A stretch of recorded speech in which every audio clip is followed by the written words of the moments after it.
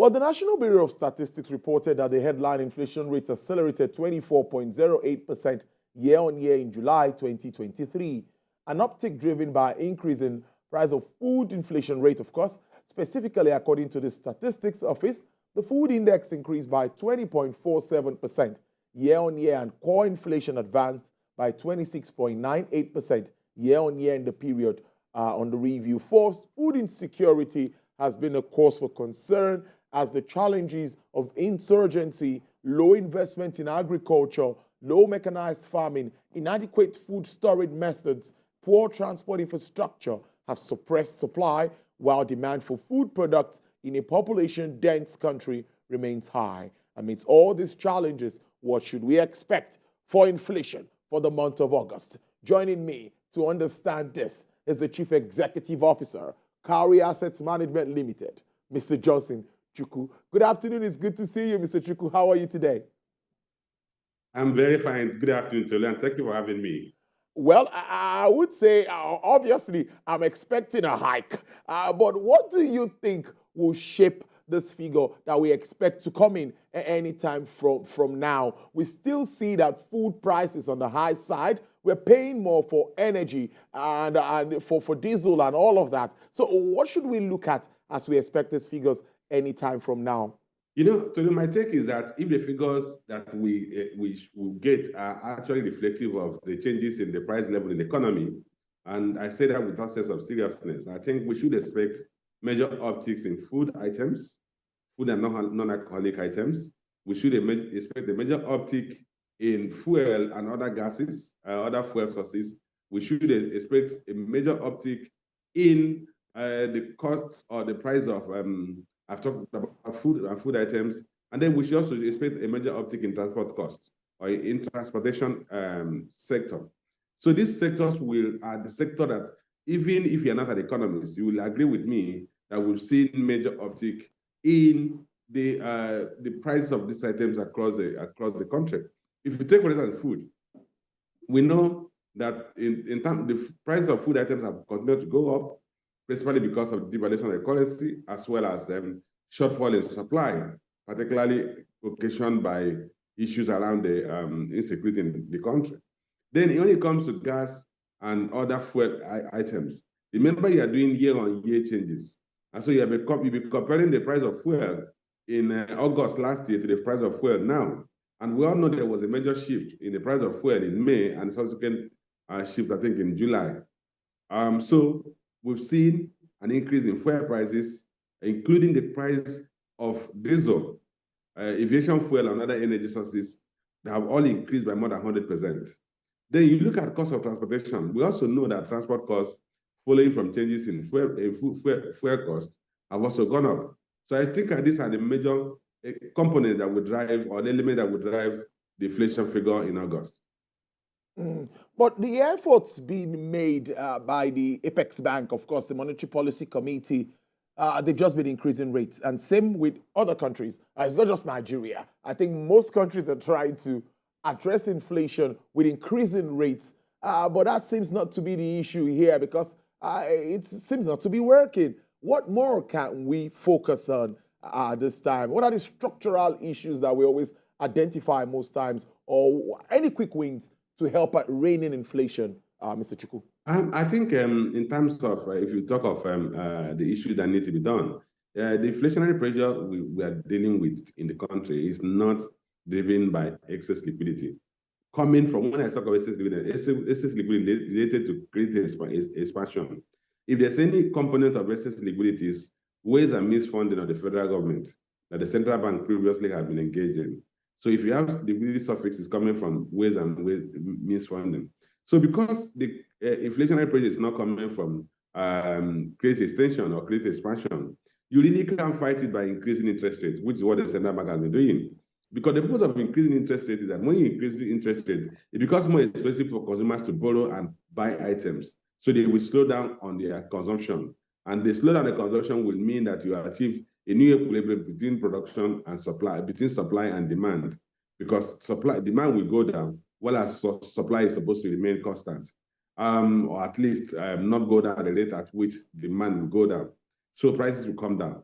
That's the concept of increasing interest rates to moderate inflation. But where you do not even have consumer credit in that country as we have in Nigeria, and you're also dealing with people, a society where people spend from their income, not from credit, you can't fight inflation by increasing interest rates. So the central bank must recognize that the inflationary pressure we're going through today are partly driven by liquidity occasioned by ways and means funding of the federal government and shortfall in supply. Shortfall in supply of food items, which is the pressure we're having in food inflation, as well as pass-through effects of devaluation of the local currency. Because we have what they call import-induced inflation, where your local currency has been devalued, and then whatever you import will land at a higher local currency value.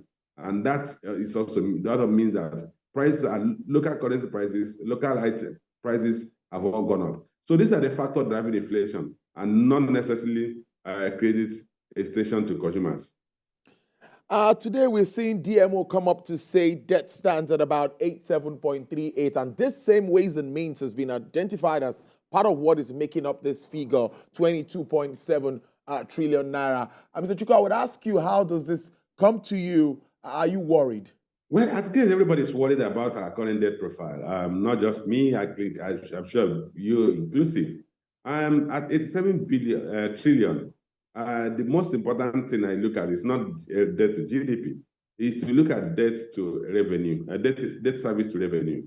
And at the last count, we had crossed more than 80% in terms of debt service to revenue. Granted that with the devaluation of the currency, the three tiers of government will be earning more revenue, but you are talking of a debt that had ballooned from 49.8 trillion to 87 trillion, which implies that the burden of servicing the 87 trillion will be far above what it was when we were servicing 49.8 trillion naira. So we may be approaching close to 100% debt service to revenue, which leaves government with minimal headroom or resources to invest in critical sectors of the economy, social infrastructure, fiscal infrastructure. So those are the concerns that I have, and I guess virtually every Nigerian have the same concern. Staying on that, I'd like us to take a step back to look at agriculture and see some of the challenges identified here. I'm going to list some out, and I want you to, where do we start from, or where would the minister pick this from?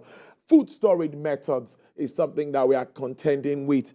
Poor transport system and low investment in agriculture. Mr. Johnson, how can we reverse this trend?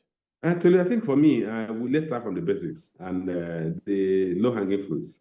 The low-hanging fruit that because we live in an arable region of the world where we have sufficient rainfall, sufficient sunshine, and that means, and we have a lot of able-bodied young people who still live in rural areas that are actively engaged in what we mean peasant farming. So, and this peasant farming has been feeding us. It's not the best, but it has been feeding us. But today we're dealing with displacement of farmers, and those farmers are living in IDP, internally displaced persons camps, and therefore unable to go to the farm. So we start from addressing the issue of insecurity, so that we go back to our basic farming, and that was enough to feed us. Then we migrate from that to industrial farming. We need to look at the Land Use Act and be able to amend it such that commercial farmers can actually have access to sufficient land for commercial farming activities. Then we talk of infrastructure to support farming, agriculture. We talk of irrigation, where the government can come in and provide some irrigation facilities across the country to allow for, in some instances, two-season farming, like cultivation of rice that is subject to two-season farming, where you can have the upland rice and the paddy rice that are cultivated at different seasons of the year. So if you have irrigation, you could also have that. So you have, that will increase productivity per hectare of cultivated land. Then we talk of storage. We must have silos that are effective and are close to the farmers. And then we now talk of evacuation channels or facilities like strong, good transport infrastructure that can evacuate these goods, particularly the perishable food items, to either the silos or to where they are consumed on time. So a lot of things need to be done, but let's start from the basic. restore security around the country, let the farmers go back to their farms and produce enough food for you and I to eat well. Mr. Johnson, I must tell you now, let's be the first to tell you this. It's in inflation figures. You know, we talked about this behind cameras that it's likely going to come on when we are having this discussion, and it's 25.80%, making an increase from July rate of 24.08%. And this is according to the latest CPI just released by the NBS. So we are 25.80%. How significant is this increase if you're to look at it? I think it's quite huge because you're talking about 25%, more than 25%, 25.8%. But we need to even look at this, the breakdown of these inflation figures and also interrogate those figures. Because if I step back and look at the July figure, where transport index increased by 1.5%, 57%, I felt that was quite below what we are experiencing. So in effect, there is a possibility that if they expand the data list or data collection, we may have a figure that's even above 25.8%. Because if you ask an average woman, average household, and that the inflation figure between August last year and August this year is just 25%, they may not accept that. But in any case, 25% is already huge. The erosion of household income by 25% within 1 year is massive.